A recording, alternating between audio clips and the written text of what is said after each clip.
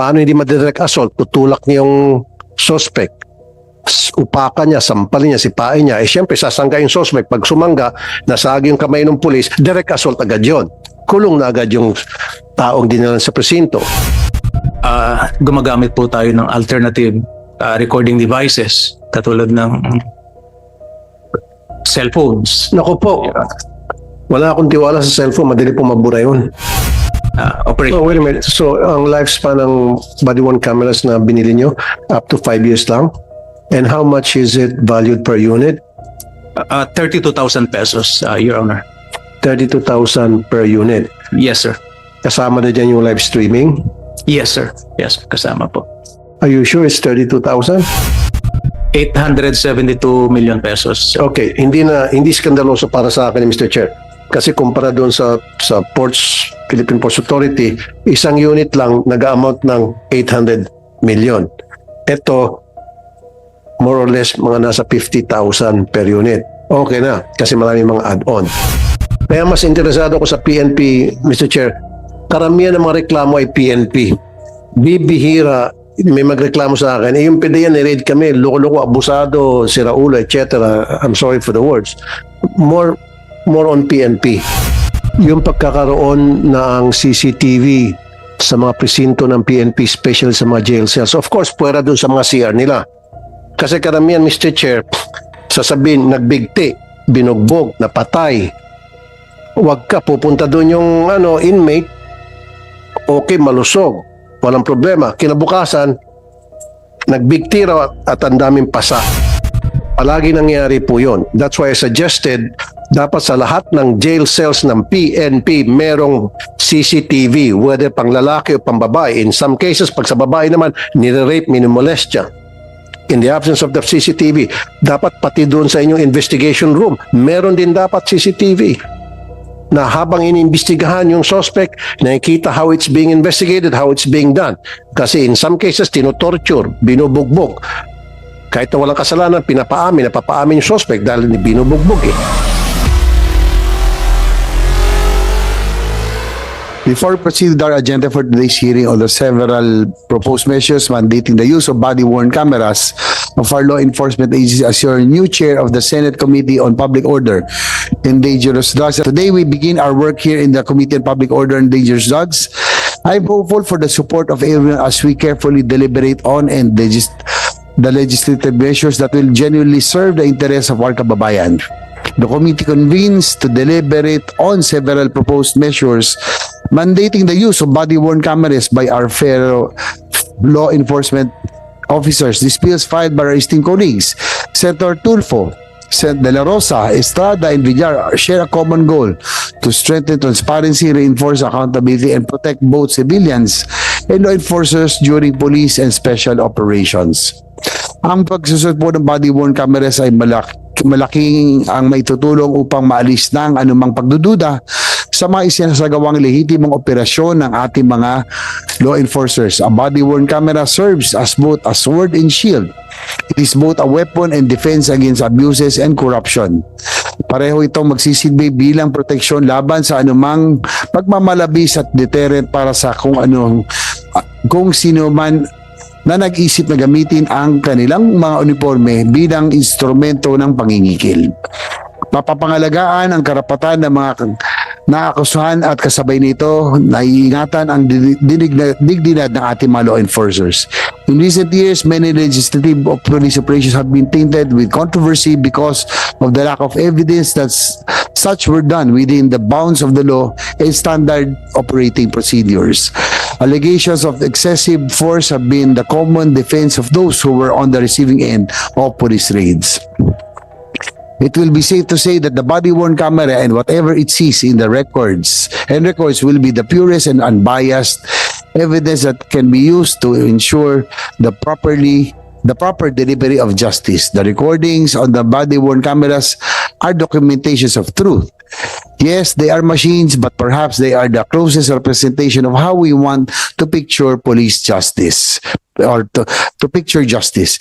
A body-worn camera was made to see, and yet it is blindfolded, free from influence and corruption. Ngayong panahon ng modernong teknolohiya, gamitin natin bilang kasangkapan ng ang body-worn camera bilang maayos at mabilis na pabadaloy ang katarungan sa ating bayan. Sa ating po mga guests at resource persons, pagtulungan po natin na mas mapaganda ang mga panukalang batas ito. Nawa po ay maging mabunga ang pagdinig natin ngayong araw. Maraming salamat po.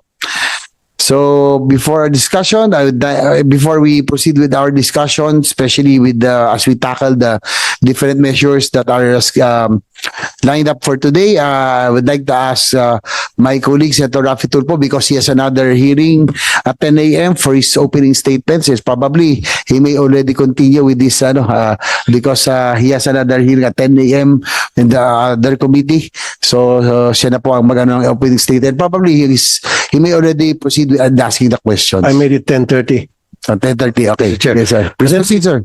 But before my opening statement pertaining to the body-worn camera, I would like to make some comments. As a matter of fact,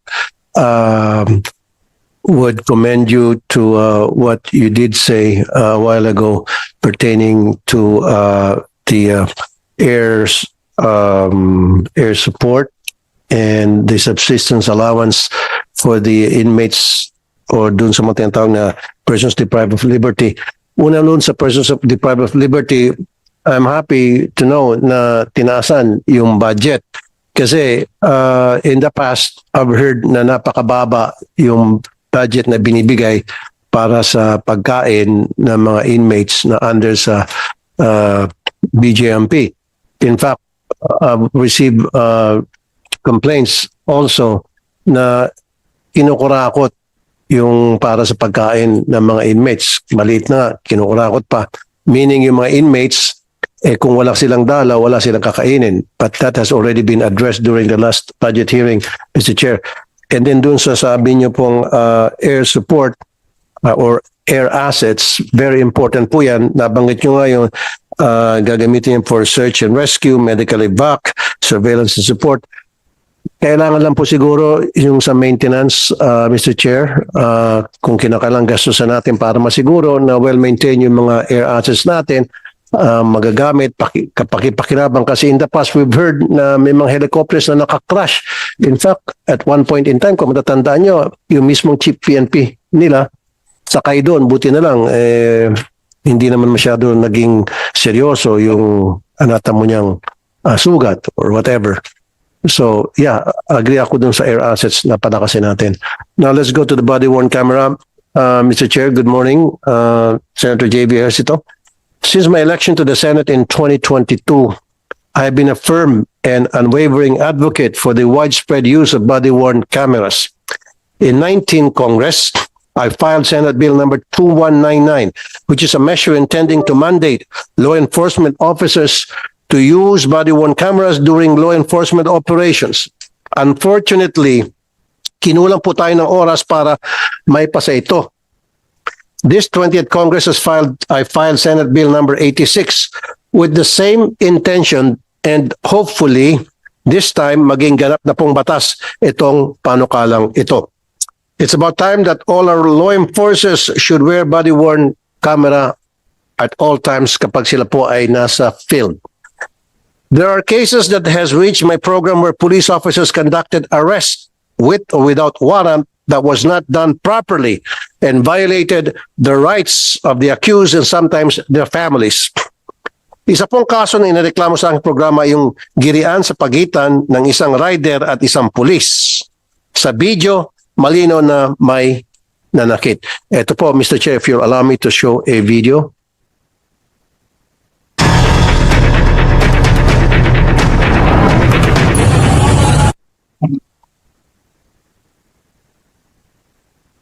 Mr. Chair, luma na siguro yung mga equipment ng Senate, kailan palitan na. Kahapon ganitong problema ulit na encounter ko. It's about time, budgetan din siguro natin Nakahudi yung mga dyan, equipment natin dito. nakasalamin, naka-face mask at hinahawakan niya yung helmet ng isa pang rider at inaalog-alog. At makikita na po dyan sa video niya na may hawak na po siyang baril. Nakababa po ito, no? Nakababa yung baril. Okay. At nagkukos na po ito ng traffic. Tumabi po yung isang nakaalitan niyang rider at may mga lumapit na po na pulis. At Okay. pinusasan po yung isang movie rider. Okay, so ang nangyari, pinusasan ng mga pulis yung ina-assault noong nakaputi na hoodie. Opo. Itong nakaputi na hoodie, nakabunot ang baril. So sa halip na arestuhin yung naka-hoodie na may hawak na baril dahil in the first place, gun ban na maliwanag at that time, election. So bakit hindi yun ang inaresto? Ang malaking tanong, bakit ang inaresto pa yung inaagrabyado, yung ina-assault na rider? Tama? Yes po. Okay. Major Ines, magandang hapon po. Okay na siguro. As you can see doon po sa video, yung police wala siyang suot na body-worn camera. Now, kung meron siyang suot, then doon natin malalaman kung sinong tama at sinong mali. Buti na lang merong isang concerned citizen, dashcam niya, nakafocus doon sa pangyayari, kuwang-kuha yung blow by blow, lahat ng insidente. So hindi pwede mag-deny ang police doon. Actually, yung body-worn camera, it works both ways eh. Protection para doon sa inaakusa or hinuhuli, at the same time protection din sa PNP operatives.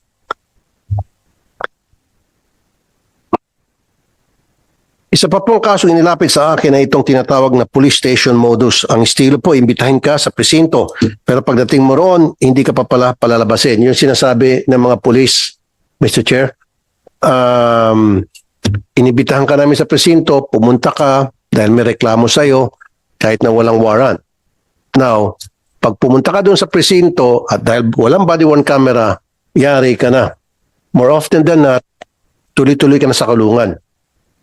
Kasi pwede ka nilang sabihan na resisting arrest, pwede na sabihin na nanakit ng pulis, gagawin ka na kung ano ng istorya. Pero kung mayroong body-worn camera, maiwasan po yon.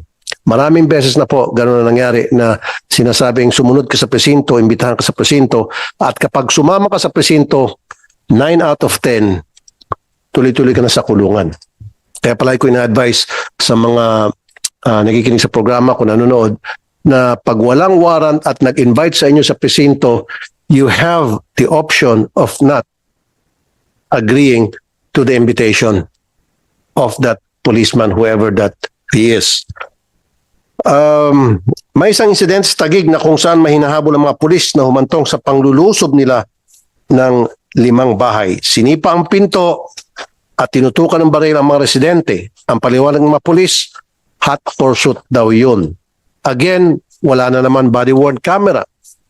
Kung meron body-worn camera, then magkaalamanan kung tama ba yung ginawa ng mga pulis, kung sumunod ba sila sa procedure o hindi. Meron ba tayong video?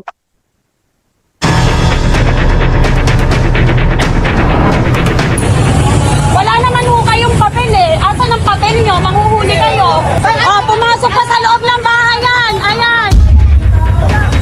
May pumasok po sa compound po namin.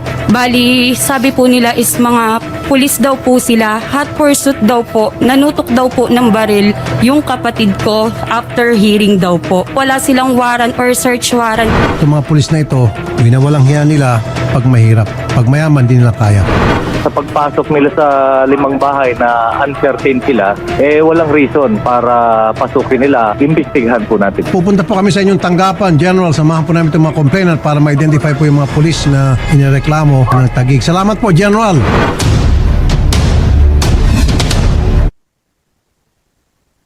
So, again, doon sa video na yon, Mr. Chair, lumusob na naman yung mga pulis ng wala na ang warrant, wala pang body-worn camera. Now, lalabas yun kung walang nag-video sa members of the family na nire-raid yung kanilang bahay, then it will be he said, she said. Kasi walang body-worn camera yung police. Sasabihin ng police, mali yung pinuntahan namin bahay. Pwede pang kasuhan ng direct assault.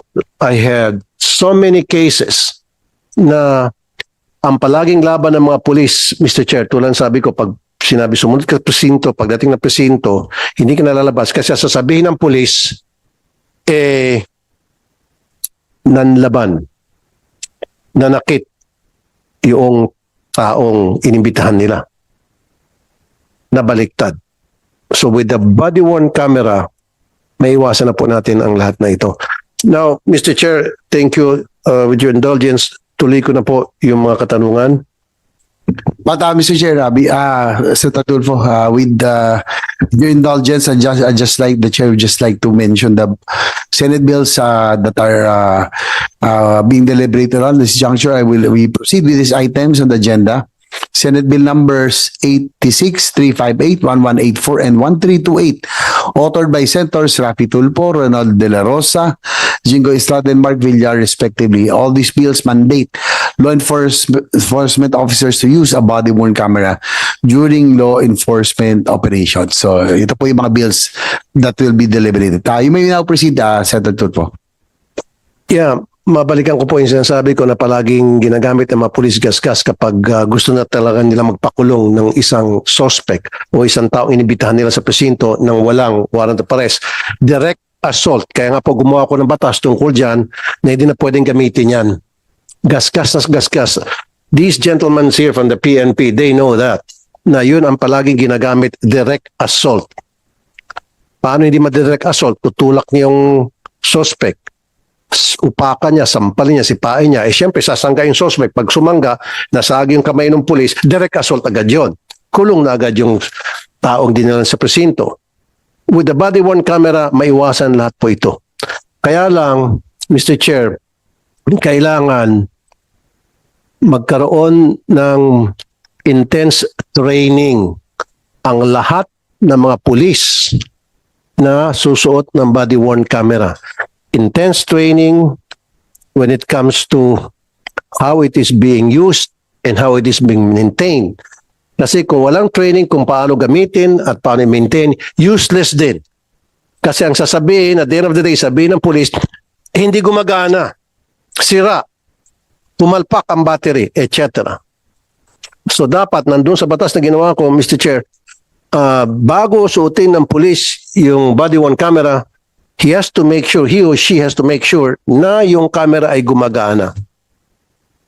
At yung camera na naka-assign sa kanya dapat well-maintained. So ang tanong ko ngayon sa PNP, ano bang klaseng body-worn camera ang na-acquire ninyo at magkano? Can anybody answer the question? Good morning, General Soriano. Honorable Senator Rafi Tulfo, sirs, and of course our chairman from the PNP. Before we answer that, Your Honors, if you may, can you please allow us to read the opening statement from the PNP? Okay. Thank you, sirs. First, sir, I would like to inform this honorable committee that our Chief PNP is at this very moment rendering his traditional New Year's call to the SILG. That's why we are representing our chief, Your Honor, sir. To the honorable members of the Joint Senate Committee on Dangerous Drugs and Finance, led by its chairperson, the Honorable Joseph Victor J.B. Ejercito, sir. Honorable Rafi Tulfo, resource persons, other guests, good morning. The Philippine National Police expresses its appreciation for the opportunity to participate in today's joint hearing on the legislative proposals on the use of body-worn cameras during law enforcement operations. These measures reflect an important national conversation on transparency, accountability, and public trust principles that are fundamental to modern policing. We acknowledge the intent of Senate Bills number 86, 358, 1184, and 1328 to strengthen institutional safeguards during police operations, protect both our personnel and the public, and ensure the evidentiary procedures meet the highest standards of integrity. In particular, the use of body-worn cameras may be set as a general rule for law enforcement operations, subject only to narrowly tailored exceptions for covert operations, such as buy-bust operations where advanced visibility of recording devices may compromise operational security and safety of our personnel, Your Honors.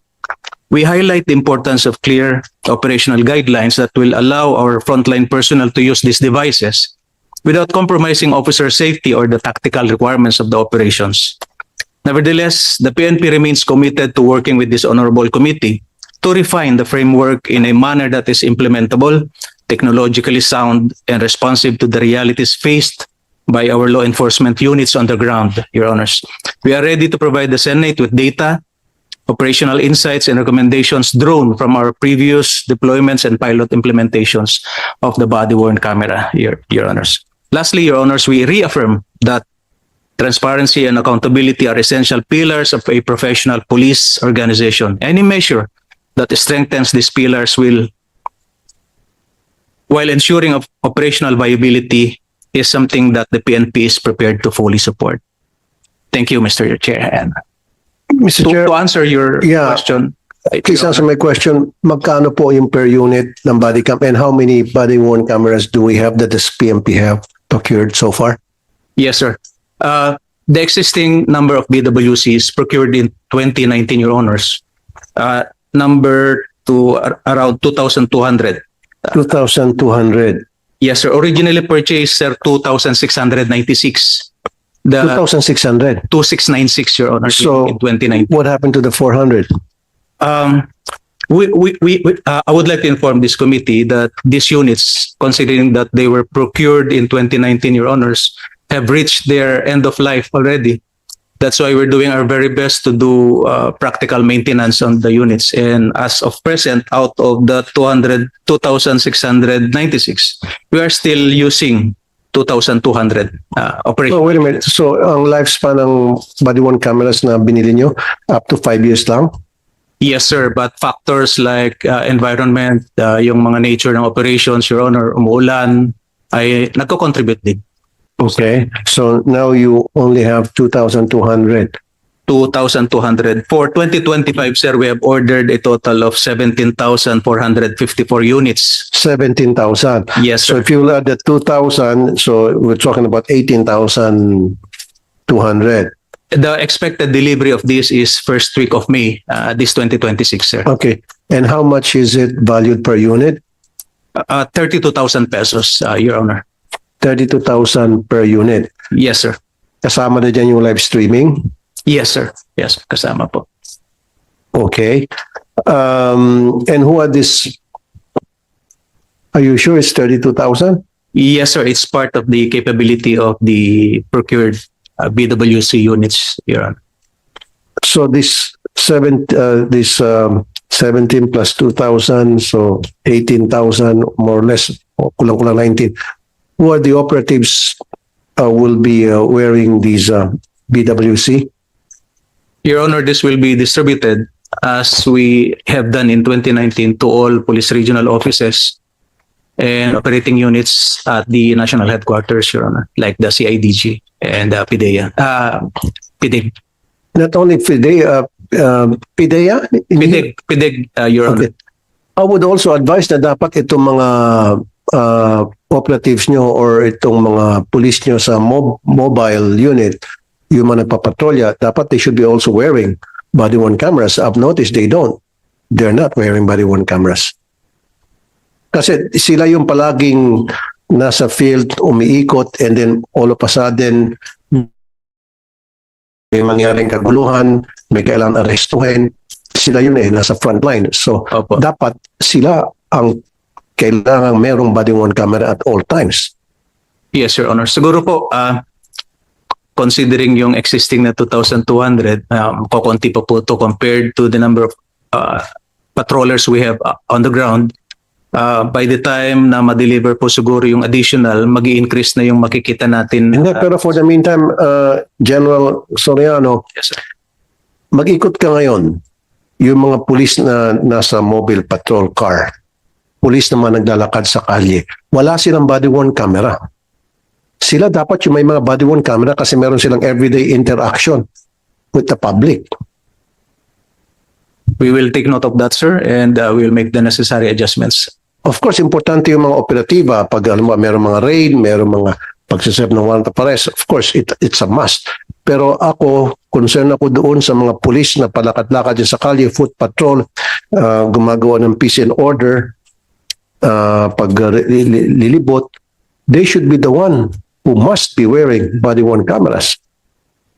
Kasi silang palaging tinatawagan, Mr. Chair, pag may problema, Mamang Pulis, ayun, may nag-orimentado doon o may nagwawala po doon, pupunta si Mamang Pulis. The way, depende kung paano niya i-handle yung situation, doon magkaalamanan sa body-worn camera kung sumunod ba siya sa protocol o hindi. The way to confront or arrest a suspect. Without the body-worn camera, again, like I said earlier, it will be he said, she said. Your Honor, Kasi hindi naman lahat ng oras meron kayong operation, di ba? tama, sir. Okay, so anong tingin niyo po doon, sir? Sa ngayon po, ang meron tayo sa bawat istasyon ay maximum ng 8 na body-worn cameras. And compare mo to, sir, sa ratio ng personnel sa bawat istasyon natin na 50 and above, lalo dito sa NCR, ay gumagamit po tayo ng alternative recording devices katulad ng cellphones. Naku po, wala akong tiwala sa cellphone, madali po mabura yun. Madaling Yes, magawa Your ng remedyo. Pwedeng burahin agad yun, dili lalo kung cellphone niya sarili ng pulis. Buburahin lang niya yun, tapos ng laban. Only in the absence of the primary recording device, Your Honor. Kaya nga po, pero much better sana maka-acquire na tayo nitong mga body-worn BWC at mas maganda kung maging one-on-one. Kasi Mr. Chair, I remember, I think several times tumawag ako ng PNP para i-surrender ko yung murder suspect na pumunta sa akin to surrender himself. And then dumating 4 na pulis, isa lang mayroong body-worn camera. And then I've also observed in some incidents na magkaroon ng police operations para mag-serve ng warrant, ang meron lang 5 sila operatives, isa lang ang may suot. Delikado yon. Kasi siyempre, yung 4 gagawa ng kung ano nung if I may, kalokohan, itong may body-worn camera, tatalikod lang, libre nitong 4. Gumawa ng gusto ng gawin. So kung lahat sila may body-worn camera, sa pool, walang pwede magloko. That's the reason, sinasabi ko na noon pa, lahat ng operatiba, kung 5 sila, 5 ang body-worn camera suot-suot. Kung 10 sila, lahat silang 10 meron. Ang nangyari kasi ngayon, would you agree, General Soriano? Kung 5 sila, isa lang may body-worn camera, yung 4 wala na. Tama? Most of the time, Your Honor. Yes, dapat hindi ganon. So magkakaroon ng cover-up. Pwede magtakipan sila. Naintindihan po namin yung sentiment nyo, Honorable Senator Tulfo, sir. Yun po ang gustong i-address ng mga procurements natin, especially this last 2025. We're just awaiting delivery, and we're looking at procuring a total of 90,000 units until 2028, Your Honor, para po magamit katulad ng sinasabi niyo pong ideal na situation during patrols. Where are we there, Indulgence to Senator Tulfo? So yung target natin is additional, maging 90,000 total for 2028. Kasi for 2026, I understand that the DLG indicated that there is a plan to procure an additional 34,000 for 2026. Tama ho ba? 2026, 34,000. So additional dun sa 70,000 na will be delivered, tapos we will procure another 34,000. So, tama, no? And then, ang target natin is 90,000. Just confirm it lang, General. Up to 2028. Para yung target na maabot yung sinasabi ni Senator Tulfo na 1:1 ratio for body-worn cameras para sa lahat ng active duty personnel, ma-active natin. Mr. Chair, sir, for 2026, ongoing pa po ang aming market scoping. So, wala po akong wala kami maibigay sa PNP ng exact number of units for procurement. So nagma-market scoping pa kami as required under the new Government Procurement Act, Republic Act 12009, Your Honors. Pero ang gusto kasi namin malaman ako, General, of course, pag yung mga nakaupo lang sa opisina, they don't need body-worn cameras. Yung mga lumalabas sa field, yung foot patrol, yung nasa mobile patrol, yung nag-ooperate, nag-serve ng warrant, these are the people na kailangan talaga merong body-worn camera. Ngayon, ang tanong ko sa inyo, General, sorry. Sabi nyo 17,000 body-worn cameras are set to be procured, right? Set to be delivered this May. Set to be delivered this May. How much is the total amount of these body-worn cameras? Itong 17,000. How much is the total amount? Ang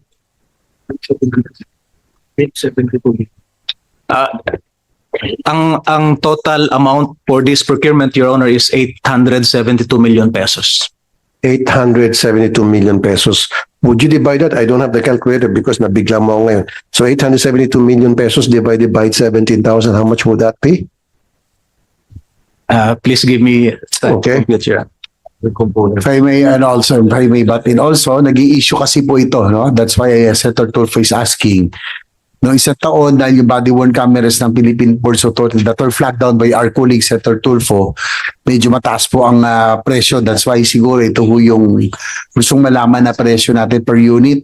No? So gusto lang liwanagin yung cost ng PNP para sa sarili nitong body-worn camera system. I think ito yun. Yeah, thank you, Mr. Chair. Kasi katulad sa Philippine Ports Authority, lumilitaw na isang body-worn camera nila nag-amount to 875,000 pesos per unit. Yun yun. So dito, magkano po? Your Honor, Lumilitaw? gusto ko pong inform ang committee na aside sa 17,454 units ng BWC, ay meron din po itong kasama na 1,990 units ng desktop computers intended for the operation of these BWCs. At meron din pong kasama ito na UPS at network attached storage for the BW system. So we included po sa costing ng BWC at 32,000 per unit, Your Honors. So lumilitaw, it's 51,294 per unit. Kung, kung yung sinasabi mong amount na binigay sa akin, how much was the amount again, you said?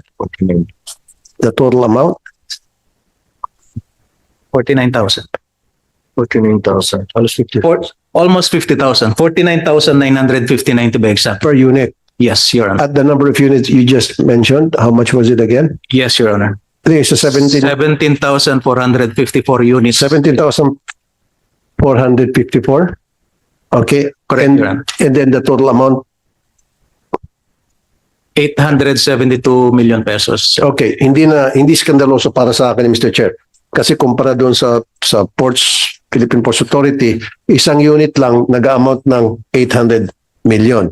Ito, more or less, mga nasa 50,000 per unit. Okay na, kasi maraming mga add-on. Yes, sir. Wala tong live streaming. Meron, sir. Pag may operation lang. That's correct, sir. Okay. Now, paano yung sino yung responsible sa custody nito after na halimbawa mag-duty na after nag-duty ng operatiba natin, sino ang nagsi-safekeeping nitong mga body-worn cameras?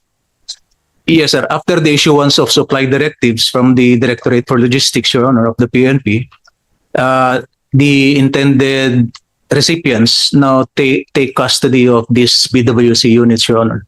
Okay. Yung end users, Your Honor. At gusto ko rin po, General, dapat ang publiko, upon request, mabigyan ng access dun sa footage ng body-worn cameras. Pwede? That would depend on the sensitivity of the operation, Your Honor. But generally, yes, sir, that's provided under existing laws.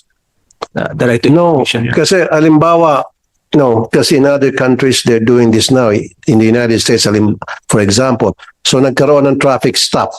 Tapos, yung police natin naging excessive yung naging action niya towards that person he was stopping for whatever traffic violation. Now ngayon, sasabihin nung motorista na inabuso po ako ng pulis. Sabi ng pulis, hindi, ikaw ang abusado. So sasabihin ngayon ng motorista na I need a copy of that footage so that I can bring this case in court. So they should have access to that. Upon request, upon written request, they should be given access to it. Hindi pwedeng kayo-kayo lang. We understand that, Your Honor. Meron po silang access. So upon request, so ilalagay ko yun sa batas ko eh. Pero for the meantime, habang di pa batas, make sure that the public, upon request, would have access to that. Yes, Your Honor. Maliban na siguro kung national security, okay. Pero kung one-on-one, itong tao na inakusahan nyo, na gumawa ng kalokohan, nung mahuli nyo, and humingi siya ng footage, let it be. Give him or her the opportunity na maka-secure ng footage na yon. Yes, sir. Tama? Now, a few more questions. Go ahead. Siguro tanong ko lang, singit ko lang, Senator Tulfo, for your indulgence. Total, pinag-uusapan yung body-worn cameras in terms of operation. Yung NBI and PDEA, kasi may mga operation din kayo, dapat may body-worn camera. Ang tanong ko lang, gaano karami yung inyo pong mga units, and then para maituloy. Para alam ng committee. Kasi kayo rin yung mga crucial sa mga operations sa body-worn cameras. PDEA and NBI. So, yun lang. Importante din po to para sa sinusulong na panukal. Pero if I may add, makasingit bago siya magsagot. Kaya mas interesado ko sa PNP, Mr. Chair. Karamihan ng mga reklamo ay PNP. Bibihira, may magreklamo sa akin. Yung PDEA, ni-raid kami, loko-loko, abusado, siraulo, etc. I'm sorry for the words. More on PNP. PNP talaga ang palaging sentro ng reklamo ng mga taong pumupunta sa programa ko. But anyway, you might want to answer the chairman's question. Yeah, sir, we have body cameras. So now we have 806 for the whole PDEA. And we had an average per region about 40 to 45 cameras per region. Not all are wearing cameras during operations. But here in Metro Manila, every team has its own, because we have a lot of cameras remaining here. In the regions, maybe in every teams, there are 2 or 3 cameras being used during operations. But PDEA has only planned operations. That is search warrant, warrant of arrest, and bypass operations. We have no warrantless arrest for the moment. Okay, proceed. NBI, quickly lang para maituloy na ni Senator Tulfo because he has a hearing to another hearing. Sige, Attorney Demetria.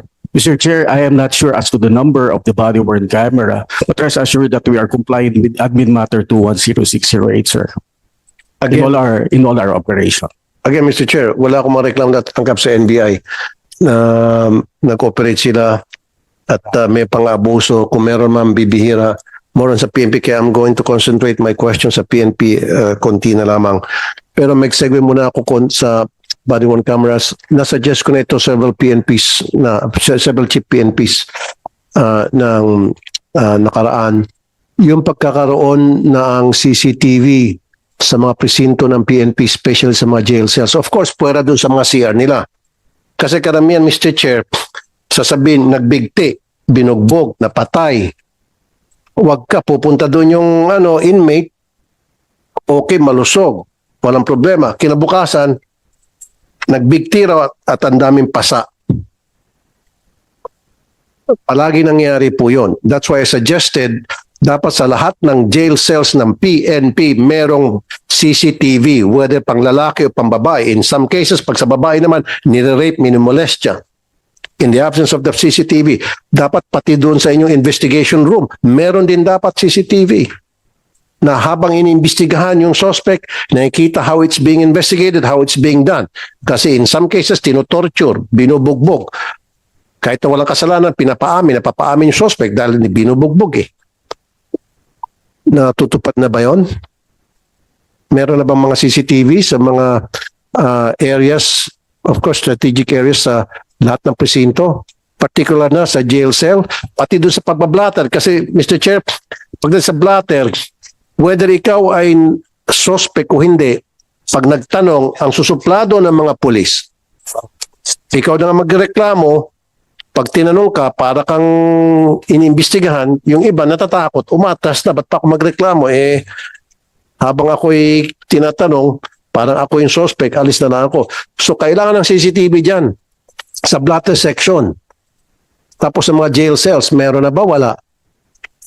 Your Honor, meron kaming existing na policy sa PNP on the installation of CCTVs in specific areas in every station, but this is limited to the availability of CCTV. This is one of our ways forward katulad din ng BWC, Your Honor. No, teka muna sir, nag-budget na ako dyan, nag-request ako ng budget for that na magkaroon ng CCTV sa jail cells. Of course, huwag mo ilagay sa loob ng jail mismo dahil sungkitin niya ng mga inmates. Doon sa labas na nakafocus na may kita yung activities ng mga preso doon sa loob. Sa ngayon naman, Your Honor, karamihan meron sa... Huwag karamihan, dapat lahat meron. Kasi I think last year, may namatay na naman na inmate. At sinabing nagbigti. Pumunta sa programa ko. Paano nagbigti? Ang daming pasa sa paa. Eh kung nagbigti, dapat ang pasa sa liig. Ang pasa sa binti, sa dibdib, sa ribs. O, ibig sabihin binugbog. Kung may CCTV, hindi mangyari yun. Diba? Saka dun sa interrogation room, dapat meron ng CCTV. It's a must. You should do that, General. Ilang beses na ako nagsalita ito, ilang PNP na nakalipas. Puro yes, yes, Your Honor, yes, Your Honor. Pero hanggang ngayon, wala pa rin. Anong klase yan?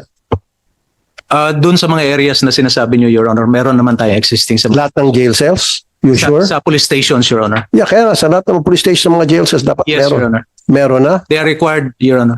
Required, pero hindi pa lahat. Kasi maggagawa ko ng random inspection, gusto ko dapat lahat. Meron. Tapos doon sa mga pagblateran, yung welcome to the PNP, tapos di ba may desk yan.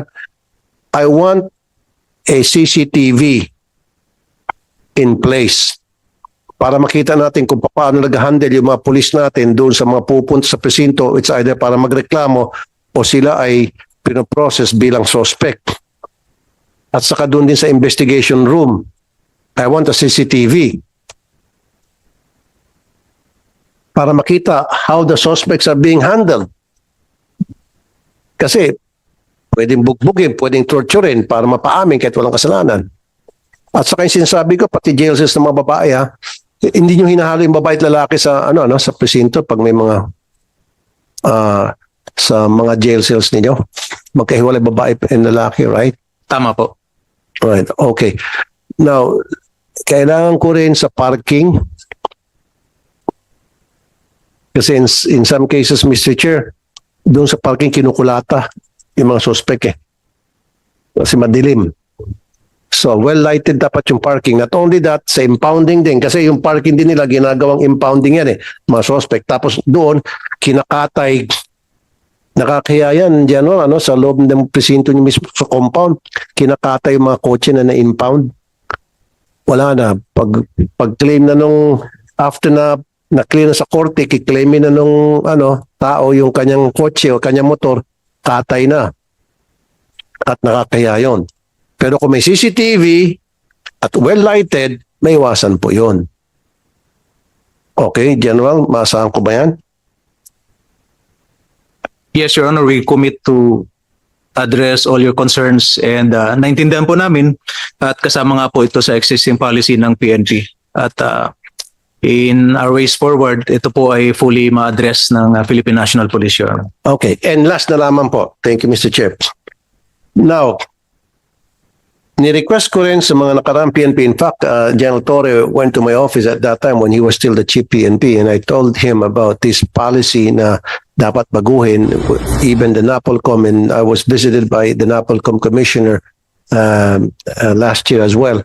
And I told him na merong polisiya ng NAPOLCOM or from the PNP and NAPOLCOM na kapag meron isang suspect na nahuli at siya ay minagshot, hindi pwedeng i-release ng pulis hanggat hindi siya ma-convict.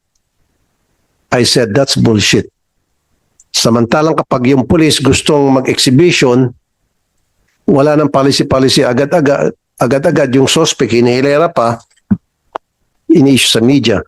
Ang purpose ko naman kasi, Mr. Chair, para magkaroon ng awareness na itong si Juan de la Cruz na nanggahasa o itong si Juan de la Cruz ay magnanakaw, na reklamo at siya po ay na-process na inquest na ito yung mukha niya. Ano bang masama doon kung hingi tayo ng picture? Can you change that policy? Kasi bigyan tayo example, kahapon lang, yung sa flood control, o isang araw, o naglabas agad kayo ng mga picture ng mga suspect na hindi pa convicted. Tama ba? Yun, yung dalawang suspect sa flood control. Naka-mugshot na nilabas nyo. Oh. So selective kayo. If I may answer, Your Honor. Go ahead po. I don't have the detailed circumstances of that case na sinasabi niyo po na na-refuse ng police na ibinigay ang picture. Pero as far as the PNP is concerned, upon filing of any case, there's an attached mugshot of the suspect. So available na po right there and then yung picture. Exactly. Dapat mag-issue ka sa lahat ng commander kasi the last time I forgot the name. Anong pangalan nung ano? Ano ba kayo, ano? I think it was a colonel na sabi ko, pahingi ng picture nung suspect na nakasagasa. Kasi na meron tumatawid na pedestrian na bata na sagasaan. So ang ginawa, kinalat yung picture ng bata, kinalat yung picture ng nanay, pero yung picture na nakasagasa ayaw i-release ng pulis. Kasi nga, hintayin daw, dahil may policy ang pulis, hintayin hanggang sa makonvict. So sabi ko, that's a bullshit policy. So nangako sa akin yung PNP, pati na Polcom, that they will change that. So dapat gusto ko from now on, lahat ng presinto, lahat ng commander, masabi na pwede as long as yan ay namagshot na, di ba? Dumaan na yan sa proseso, huwag natin hintayin hanggang sa conviction. Can you do that now, General? Yes, Para sir. banggitin ko itong hearing nito, para sa susunod, pag may pumalag ulit ng mga station commander, sabihin ko, sabi ni General Engelbert Z. Zoriano, pwede na raw. We'll At address- mag-issue ka po ng memorandum sa lahat. Yes, sir. We'll convey this to the appropriate directorate and unit of the Philippine National Police. I want that conveyed sa para maging patas naman kasi naging selective tayo pag yung, di ba, pag yung sa mayaman, medyo merong special treatment. Pag sa mahirap, di ba, madaling makalawit at madaling ma-violate yung kanilang mga karapatan. Yun lang po, Mr. Chair, and thank you. Thank you, Mr. Chair. Thank you sa PNP. Thank you. Thank you, Senator Rafi Tulfo, for your interventions, no? Lalo na din sa body worn camera. Maraming salamat at malaking bagay po ito. Before we proceed, I would like to ask our resource persons, yung po mga iba't ibang agencies, no? Singit. Yes, go ahead. His name was Lieutenant Colonel Joel Paningbatan when I talked to him at that time. Colonel Joel Paningbatan, na pumilit siya na talaga hindi pwede. Sabi ko, nakausap ko si Chief PNP, nakausap ko na Polcom. Now, babalikan ko, sabi ko, nakausap ko si General Soriano. Ano pong posisyon niya, General Soriano, sa PNP po? What's your position and title? I will find out, Your Honor. No, you yourself. I am the executive officer of the PNP Directorate for ICT Management, Your Honor. Okay. Sige. So, pakirating na lang po kay Colonel Paningbatan na meron ng direktiba na pwede nang ipakita yung picture ng mga suspect na process ng PNP at na mugshot. Okay? Yes, sir. Thank you, General Soriano. Maraming salamat. Thank you. Thank you, Mr. Chair. Punta na ako sa kabilang. Thank you, Senator Tulfo, for joining us this morning. So again, we'd like to listen to the different resource persons for an orderly conduct of the presentations. Yung po sa mga presentation ng bawat agencies, no?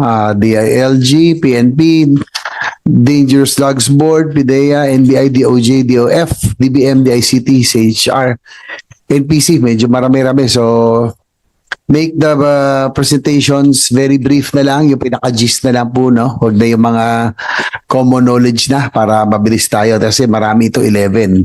So, DILG, PNP, NDDB, NPDEA muna. So, DILG, Attorney Carmela Sotelo Villasper, you now have the floor. Good morning, everyone. Good morning, Mr. Chair. As for the DILG, we respectfully convey its general position of support for the Senate bills mandating the use of the body-worn cameras by law enforcement officers. The DILG views these proposed bills as vital tools in strengthening transparency and accountability. And also, we acknowledge that it is also vital for us to protect the police officers, and not only the police, but the law enforcement officers in general against those unfounded complaints. Now, subject to appropriate adoption of safeguards as to the data privacy, funding, standard setting authority, and phased implementation, the DILG believes that the proposed legislation will enhance professionalism and reinforce public trust. Accordingly, the DILG expresses its support for the passage of these measures and commits to actively participate in the formulation of their implementing rules and regulations. Thank you.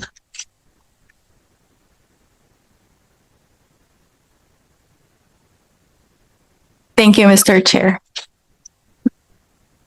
Thank you, Attorney Villasfer, Carmela Villasfer. Next, tapos ang PNP, no? Ito yung kanina, nabasa niya na. Next will be DDB, Dangerous Drugs Board, kung meron po. Good morning, Mr. Chair. Thank you for the opportunity po na inimbitahan kami dito sa committee hearing. Mr. Chair, insofar as the proposed bills are concerned, Senate Bills 86, 358, 1184, and 1328, requiring the use of body-worn camera during law enforcement operations. We signify our support there too, considering the noble intent to restore the public trust to the government by protecting and upholding the constitutional rights of an individual, ensuring transparency and legitimacy of operations, strengthening accountability in case of abuse, and the immediate resolution of cases. That's all, Mr. Chair. Thank you. Next, PIDEA. Asek Renato Gumil. Yes, sir. Senator Joseph Victor J.B. Ejercito, Chairman of the Committee on Public Order and Dangerous Drugs. Ladies and gentlemen, good morning. On behalf of the Philippine Drug Enforcement Agency, we extend our sincere gratitude for the opportunity to present our position on the proposed law enforcement body-worn camera bills. PIDEA thanks the Senate for its unwavering commitment to strengthening transparency, accountability, and public trust in law enforcement operations. PIDEA fully supports the mandatory use of body-worn cameras in accordance with Supreme Court Administrative Matter number 21-06-080C. We recognize their essential role in ensuring objective and verifiable documentation of operations, upholding the rights of all individuals involved, and reinforcing the integrity of cases pursued under Republic Act 9165. Beyond evidentiary value, body-worn cameras contribute to officers' safety, discourage misconduct, and promote confidence in the conduct of law enforcement activities. We further emphasize the need for clear and uniform guidelines on data management, digital security, storage and retention protocols, privacy safeguards, adequate funding, and interagency interoperability. These components are vital to ensuring that the implementation of body-worn cameras is effective, sustainable, and aligned with both constitutional mandates and operational realities. PIDEA remains committed to collaborating closely with the Senate in refining these measures. We stand ready to provide additional inputs to ensure that the proposed legislation is operationally sound, technologically feasible, and protective of both the public and dedicated men and women of law enforcement. Thank you, Mr. Chair. Okay, thank you. Next, NBI, Attorney Demetria. Good morning, Mr. Chair.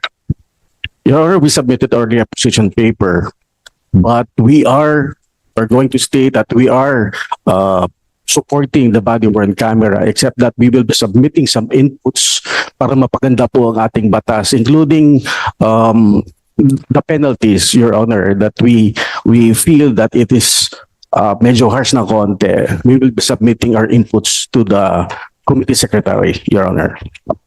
Okay, thank you for that. Please do submit. Next is DOJ.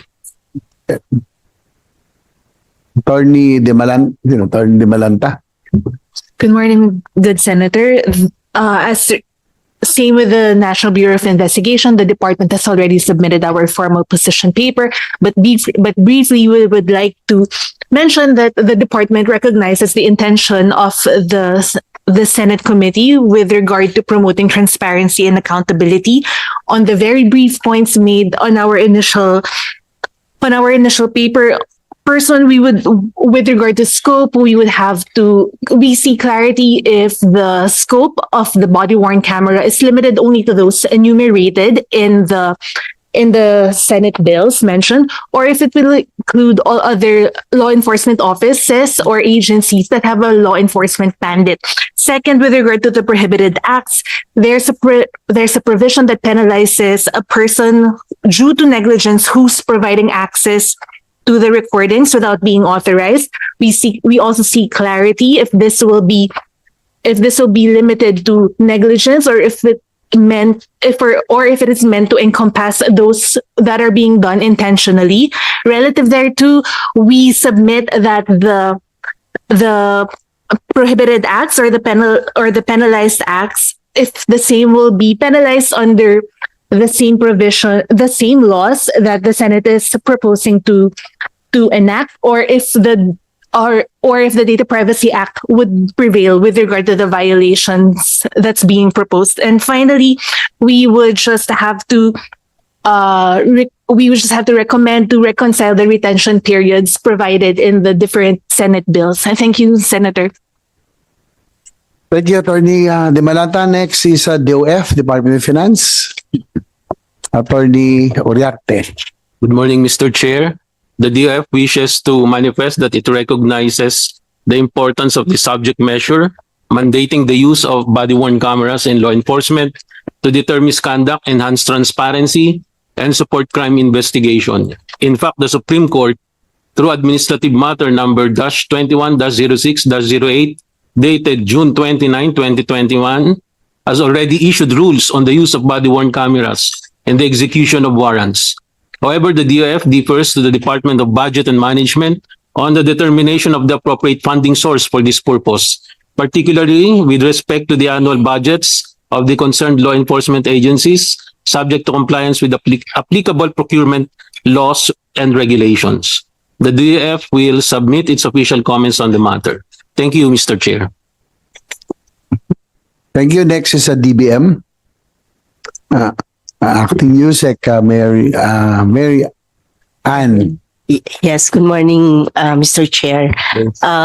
Early on, the DBM has continuously manifested its support as far as the implementation of this proposed measures. And we would like also to say that starting 2018, we have continuously provided up until 2026, there were also provisions for specifically for PNP and as well as the other agencies. And we just like to also manifest our recommendation as far as the usual appropriation language, as far as the funding requirements for this legislative measure. And we would like to assure that the DBM interposes no objection as far as the proposed legislative measure is concerned, subject, of course, to the inputs of other appropriate agencies with the functional jurisdiction on the matter. Thank you, Mr. Chair.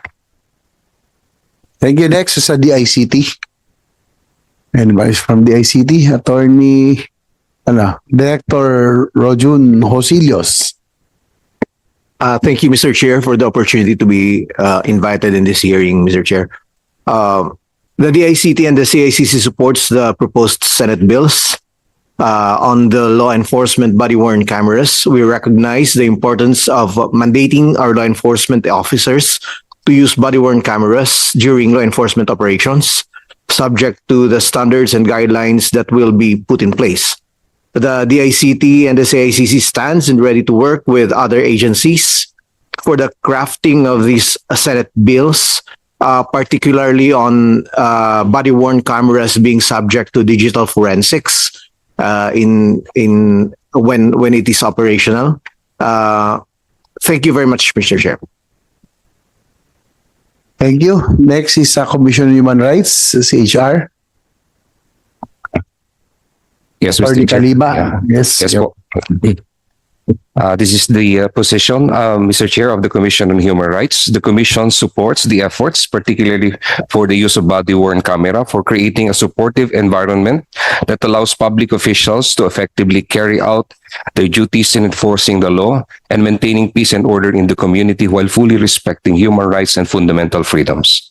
Likewise, the Commission acknowledges the adoption in the current bills of the recommendation to establish clear guidelines on when to turn on and turn off the cameras during the conduct of the enforcement operations to ensure that the entire police operations are recorded. We also want to manifest, Mr. Chair, just like what the DOJ have mentioned, there should be a reconciliation on the retention period, but we suggest that it should be I think one of the bills mentioned that it will be retained for 1 year. Then provided that if it's involving footages that captures interaction or event involving any use of force, etc., it should be for 3 years. And if it is a subject of a case, it shall be retained until the case is terminated. And lastly, Mr. Chair, we would want also to manifest that the Commission should also have access to the video footage. Earlier, Senator Tulfo mentioned that the public, so with investigative bodies, in the interest of the investigation of violation of human rights, Mr. Chair. So, thank you. Okay, thank you. Last but not the least is from NPC, National Privacy Commission, Attorney Mark Pura. So good morning, Mr. Chair, distinguished members of the Senate and members of the Senate Committee on Public Order. So the National Privacy Commission expresses its full support for the proposed measure mandating the use of body-worn camera. The Commission recognizes that this technology plays a vital role in promoting transparency, enhancing accountability, and strengthening public trust in law enforcement operations. At the same time, the Commission emphasizes the importance of ensuring that the deployment of use of body-worn camera strictly uphold the rights to privacy and data protection guaranteed under Republic Act number 10173 or the Data Privacy Act of 2012. While the Commission supports the policy objectives of the proposed measure, it is essential that robust safeguards be embedded to regulate the lawful collection, storage, retention, access and disclosure of recordings containing personal data. These safeguards are crucial to prevent misuse and to ensure that all processing activities remain legitimate, necessary, proportionate, and aligned with the principles of the Data Privacy Act of 2012.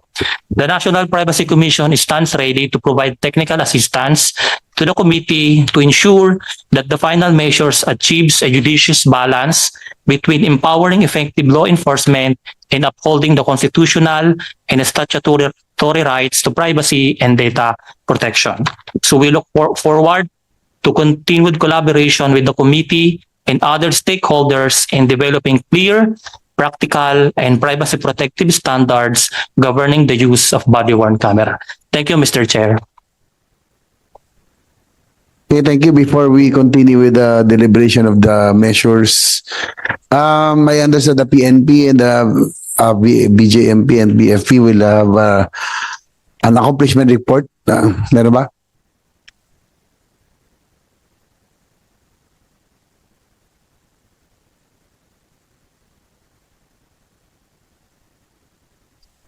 Ang BJMP meron ba? BFP meron kayo, Director? Quickly. Kahit brief lang. Para accomplishment natin for 2025.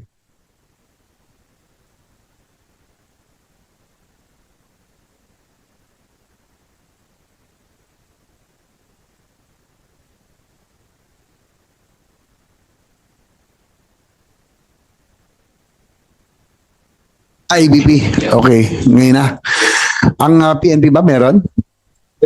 Negative. Oh. Sige, please proceed.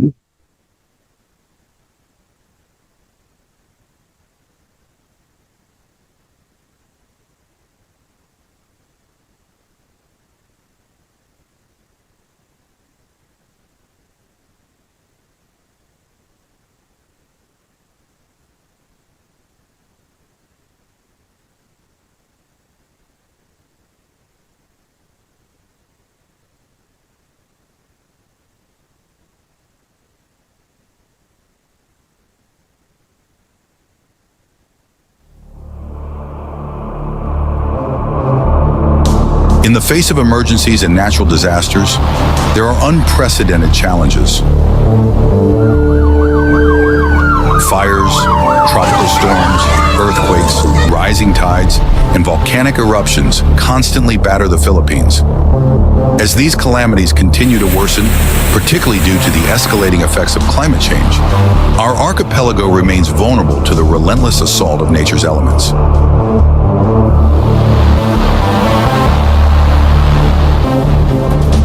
The Bureau of Fire Protection serves as the vanguard of the nation against human-induced incidents, natural calamities, and disasters. Far from its traditional firefighting roles since its founding on August 2nd, 1991, it has evolved into an interdisciplinary agency, bringing specializations together in the fields of fire prevention, fire suppression, fire investigation, emergency medical service, and search and rescue operations, including chemical, biological, radiological, and nuclear emergency response. While the agency aims to achieve its vision of becoming a modern fire service that can ensure a fire-safe nation by 2034 through ongoing modernization, the current circumstances present significant challenges for its officers and personnel within the organization. The BFP has a total number of 37,808 personnel assigned in the country's 18 regions, equipped with basic and specialized training skills. Anyway, provided locally and abroad. what we need is just accomplishment. Submit ito pang agencies, DILG, PNP, BFP, BJMP, PDEA, and DDB. We submit your accomplishment reports to the committee para mabilis tayo, para magtuloy na tayo dito. Tapos yung pong ibang agencies, no, can already go ahead. Maiwan lang yung the following, DILG, PNP, PFP, BJMP, PDEA, NBI. Ito po yung mga concerning sa body-worn cameras. Sino ba bang agency sa body-worn? Yun lang, no? Yun na lang? Yes, sir. The others may go ahead already. Oo. DOJ and CHR, sorry, kailangan pa pala. Remain kaya, DOJ and CHR. Pero yung mga financial, okay na yan.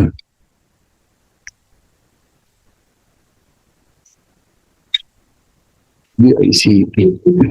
Siguro DICT rin can remain, sorry Pasensya na, kailangan kayo rito But the others can already go ahead.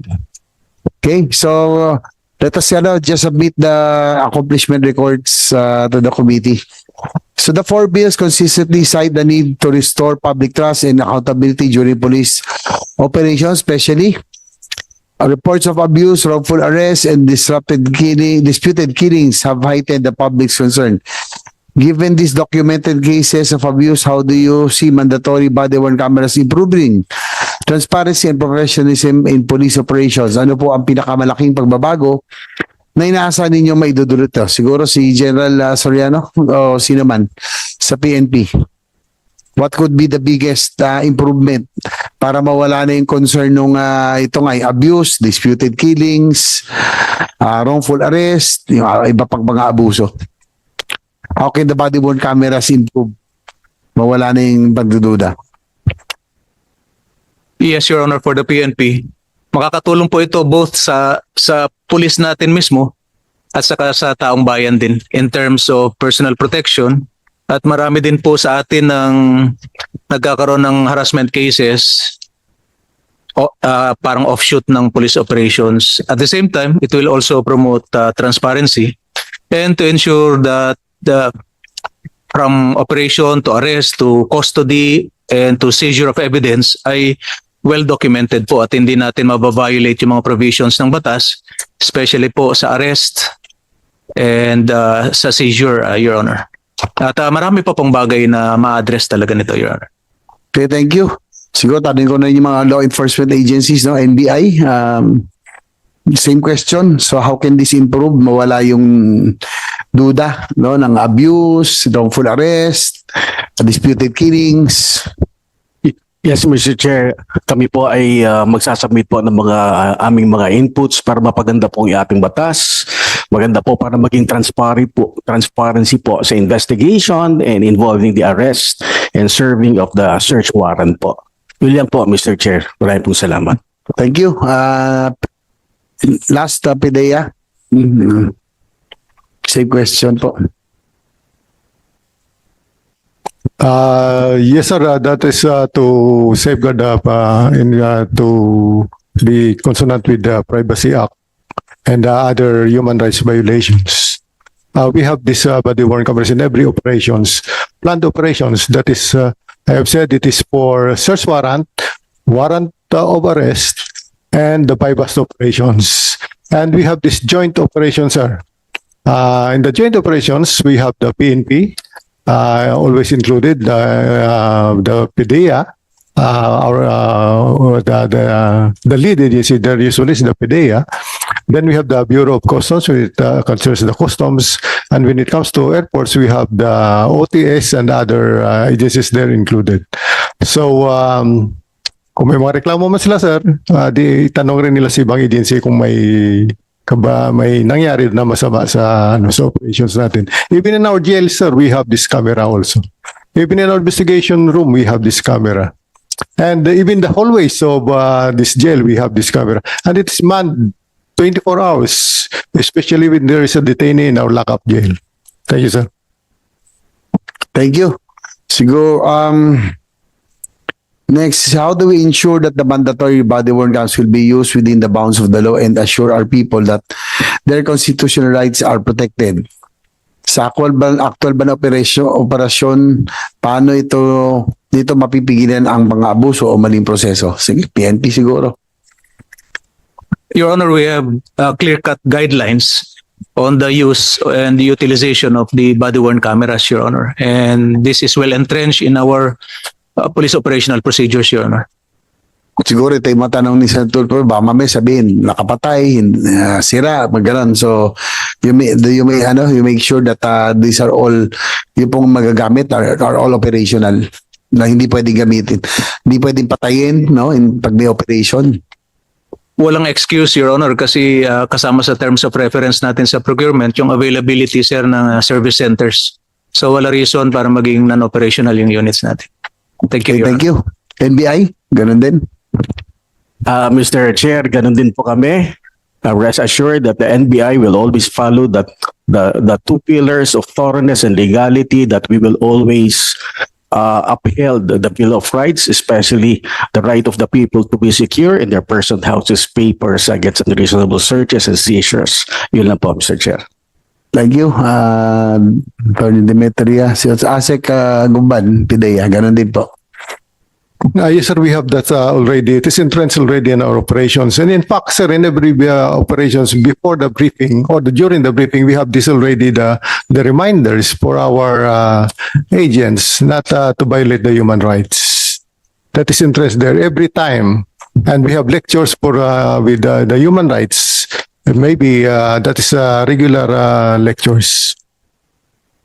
Okay, thank you. Siguro tanong na natin briefly ang CHR.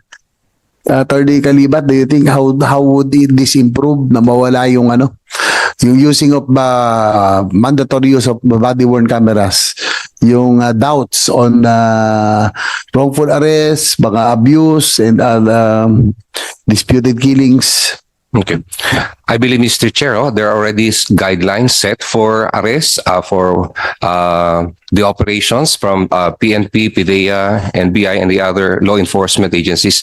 I think yung pong sticking to the guidelines, to the letters, yung pong makakapag-pigil ng pang-aabuso. And whatever be any deviations from settled rules, siguro kinakailangan ng explanation from the law enforcement agencies if it's justified for a deviation on the matter, Mr. Chair. At makakatulong po ito, ang body-worn camera ay malaki ang tulong niya. Nabanggit po kanina ni Senator Tulfo na baka nga pwedeng i-consider na kahit yung kasi ang nakalagay ho dito sa present bills po natin ay operations at nababanggit lang po yung ilan, although it's an open-ended po, mga example lang po yan, pero it will entail a lot of resources, we understand, no?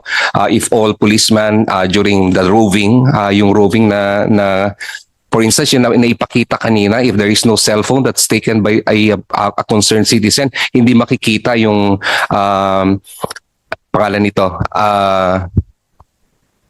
discrimination, no? Yung motorista ang inaresto pero yung may hawak na baril hindi na aresto. Ayun po, Mr. Chair. Okay, thank you.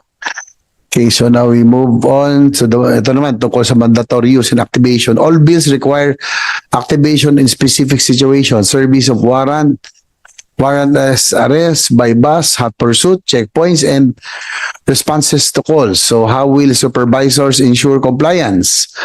Ano po ang internal protocol para ma-verify na laging naka-turn on ang camera bago magsimula ang operasyon? Sige po, briefly, General Soriano. We commit to the use and utilization of BWCs in generally all police operations, except that we have reservations and doon sir sa gamit during operations that require cover and concealment like by bust. This is to protect the physical safety of the operatives and not to compromise the operation, Your Honor. Aside from that, Your Honor, we submit to the wisdom of the committee, Your Honor, on the use of BWC.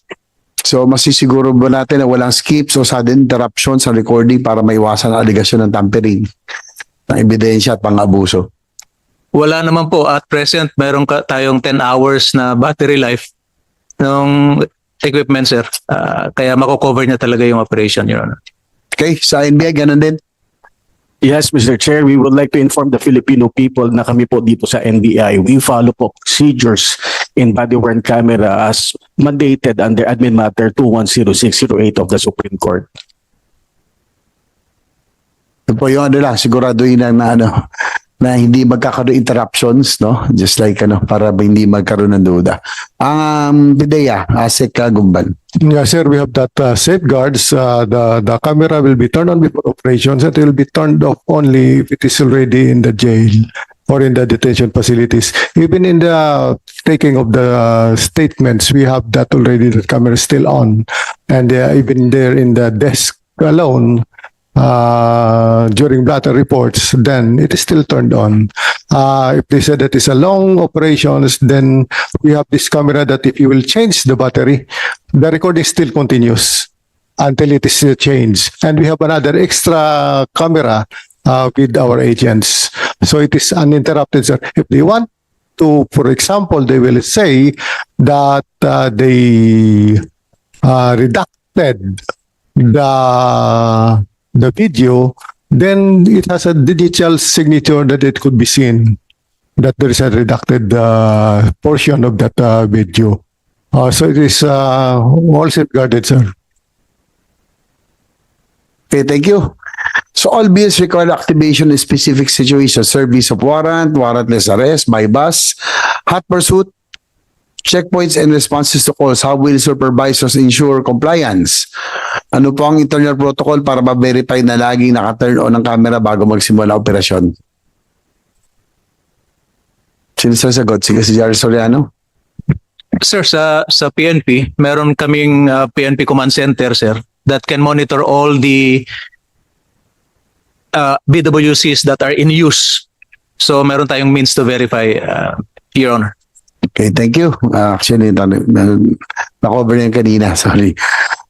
Data custody, retention and evidence integrity. All bills designate a data custodian responsible for safekeeping recordings. Do law enforcement agencies already have enough trained personnel to and secure storage systems to fulfill this duty? Kailangan pa ba natin may patupad ang centralized digital evidence management system? Sige po. Certainly, Your Honor, kailangan po natin ng storage dito. Aside from that, as mentioned by the DICT, yung security rin ng data na in-store natin, Your Honor. Sa DICT, siguro? Ano pong comment nyo rito? Thank you, Mr. Chair. In protecting the rights of Filipinos, Mr. Chair, against abuses by agents of the government, whenever there are complaints against our law enforcement, body-worn cameras being computers in itself may be subjected to digital forensics and for authenticity and integrity. So, meron naman po remedy whenever may mga complaints against agents of the government, Your Honor. Siguro total hindi pa kayo bago kayo before we release you yung what is the recommended minimum pixels kasi para maging karoon ng mas mababasa siya, hindi sasabog, ano yung para may magamit din for AI, may AI capability. Mas alam niyo to, I sige understand, po. Your Honor, that yung proposed bills po natin requires a minimum of 720. But with the advent of newer technologies, we may be proposing, subject to further evaluation, a higher pixel, probably 1080 or probably 2K. We understand as well that this will require more space. This will require more bandwidth kung sakaling internet-driven ang mga cameras. But I think with the advent of new technology pertaining to body-worn cameras, batteries, and yung storage devices, I think this can happen, Your Honor. Probably we'll just have to cite in the law that this is the minimum standards and that it can be improved based on existing international standards, Your Honor. One bill, bill number 1184 requires retention up to 1 year and 3 years for use of force cases. Is the longer retention period operationally and financially feasible? Kasi mas kailangan nito na kaya ba ng mga natin, servers, cloud capacity, and cybersecurity safeguards to? Pag 1 year ang 1 year and 3 years for use of force cases, medyo malaki-laking data ang kailangan nun. Is that financially capable to retain? Kasi cloud capacity, cybersecurity safeguards. Siguro tanungan tayo ng DICT, tapos PNP. Yes, Your Honor. Malaki na rin ho kasi ang mga storage ng mga ngayon ng mga servers. In fact, if you're talking about trade servers, meron na ho even in the CICC lang po. We have a server that can store terabytes of data. So kung 1 year lang po, I think it is feasible. I'm sure that there will be budgets that will be involved, but I think these are very necessary din po. Thank you very much. Usually standard para 30 days lang, di ba? Monthly, tas automatic, nag-erase na. Medyo malaki-laking, hindi yung malaki-laking memory ang kailangan nito. Yes, sir. Probably, sir, yung sa looping po natin, usually 30 days. But with body-worn cameras po, after, especially if it's a very important operation of our law enforcement partners, pwede naman pong kunin yung, yung storage device from body-worn cameras and yun pong iso-store. And then it can be copied with existing rules on copying of digital evidence dun po sa storage servers po natin. Yeah. Kasama rin ba may cloud, yung sa cloud ba? Kasama rin It can be or sa pwede po, it can be storage? cloud, it can be on-prem. Yung yung DICTM naman po ng PNP is very, very capable in that. Nagkausap po kami ni General Soriano. They have that capability naman po. And the DICT will be helping po pertaining to information and communications technology. Thank you po. Okay, thank you. Ito po yung na-point out kanina ni Attorney Demetria, yung penalties and accountability. The Villar and Estrada bills enumerate penalties for spoliation, unauthorized access, and failure to use body-worn cameras. What penalty system do you recommend to ensure compliance while avoiding undue harassment of officers acting in good faith? So sa tingin niyo, sapat ba ang administrative penalties o kailangan ng criminal liability? Sa PNP? At present, Your Honor, we have administrative mechanism for disciplining police operatives not complying with the proper use of BWC, Your Honor. We also entertain the possibility of criminal cases in the future, Your Honor, depending on circumstances. In cases where the body-worn camera was intentionally turned off during critical moments, should the law create a presumption of irregularity or admissibility of testimony when body-worn cameras are deliberately disabled? Ano po ang masasabi niyo rito? Tama po, sir. Mag-create ito ng doubt talaga. At we admit nangyayari po yun once in a while sa mga operatives natin sa ground. We're addressing this, Your Honor. Siguro si Attorney Demetria, meron kayong masabi, opposition? Sir, going back, pwede ko pong sagutin yung previous, sir. brief pattern kasi because in the FBI, what they normally do is that they would submit the video, including the photograph, to the main headquarters sa FBI sa Quantico, Virginia. Yes, with regards to the penalties, sir, we find it as too harsh in the first offense. Ito po yung pinag-uusapan namin kanina. Baka po pwede po naman in the first offense, which we will be giving the penalty of reprimand. Tapos yung pangalawa, recidivist na po yung public officer, yung law enforcer, okay ho kami doon na masuspend na mas matagal. And the third will be dismissal. But we seek your magnanimity, Mr. Chair, kung po pwede. I guess majority of my brothers in the law enforcement here would agree with me na kung po pwede, i-reprimand lang po muna natin. Kung po pwede po, Mr. Chair. I will take note of those. No? Sabit naman yung position nyo. Tanongin natin si VP. Total, nandito si Director. No? Meron proposal kasi, di ba, meron naging controversial yung pag, halimbawa, nag-inspection, gano'n. Di ba, nagkaroon kayo ng proposal din ng BFP na yung po mga inspector, magkakaroon na rin po ng body-worn cameras. Tutuloy ba ito ng alang BFP? Yes, sir. Actually, we have procured push-to-talk POC, sir. We alternatively use it as a body-worn, as a camera to record fire safety inspections. We are already using it in the field, sir. Okay, that's good to hear. Siguro, lang quickly, dito sa interagency harmonization, the bills apply to PNP, NBI, and PDEA. But operations and protocols vary across agencies. Do we need a single national BWC protocol or should each agency develop its own manual? Paano ba natin maiwasan ang conflict in procedures? Sige, quickly na lang. Ito, kailangan ba natin ng single national BWC protocol or should each agency develop its own manual? We believe that we need a single national policy on BWC, Your Honor. Attorney Demetria and Yes, sir, definitely. Ganun din po ang aming sa NBI. Para mas maganda po, we follow, Mr. Chair, yung ginagawa po ng Interagency Council Against Trafficking. Isang procedure, isang rules. PDEA, I assume same position. The same answer, sir. We need to have a unified rules for that, sir, so that everybody will follow it. Okay, thank you. Last, all bills require appropriation of funds but non-specify exact amounts. How much funding will be required for full deployment, equipment, training, data storage, and maintenance? Kaya ba ito ng current budget ng budget ceiling ng PNP, NBI, and PDEA? Kaya ba ito yung kasama na rin ito yung di ba?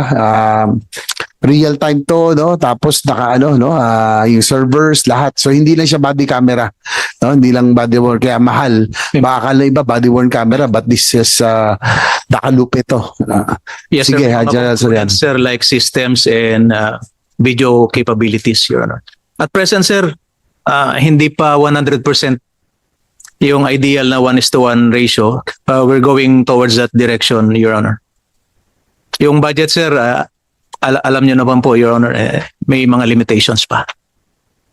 Okay, sa NBI, ganun din siguro. Similar, Your Honor. PDEA? Same, sir. If we have to have 1,983 cameras for all drug enforcement officers, then we need to have about 40 million for that budget, sir. Okay, thank you. Next is last pa na pala. Public access, transparency, and data privacy. Access to recordings is limited under the Data Privacy Act, but allowed for subjects, counsel, and parties on ongoing cases. How do we balance transparency with privacy? So ito yung paano maiwasan malik ang sensitive footage or maging viral sa social media? Ito yung concern ni Senator Tulfo kanina. John Soriano. Tama po yun, Your Honor. We have to strike a good balance between considerations of privacy and success of police operations. We respect that, Your Honor, especially the issue on data privacy, Your Honor. Okay, thank you. NBI and then siguro PDEA. Ganoon din po kami, Mr. Chair. Pero we suggest po na lagyan din po natin ng penalty yung Section 11 po. The same, Mr. Chair. Same with that of the PNP. Okay, thank you. So that's about it, no, for the body worn cameras measures that were filed. So baka meron pang idadagdag, BJMP, BFP, quickly, any more concern? Wala na, no? Katatapos naman ang budget hearings natin. Anyway, before we adjourn, again, I'd like to thank all of you for attending the organizational meeting, hearing of the Committee on Public Order and Safety. So this is a very vital committee, no? Napaka-importante nito. We are optimistic that we will improve the peace and order and the functions of other agencies, considering that itong budget season talagang ano pwede natin ibigay sa mga agencies, no, under the DILG especially, no, at saka enforcement agencies, NBI, PNP and others, binigay po natin. So we expect that you will perform your duties better because we are now better equipped. So we're not a rich nation, kulang pa yan, pero still malaki na improvement compared to before. So the chair would like to thank all the resource present for today. Kindly submit to the committee your position papers as requested, and also yung accomplishment reports para hindi na tayo humaba kanina. And additional inputs, no? May mga inputs kayo na may mga nababanggit that can further improve the proposed measures. So since there are no more matters or no more questions to discuss, no more questions, this hearing is hereby adjourned. Maraming salamat po.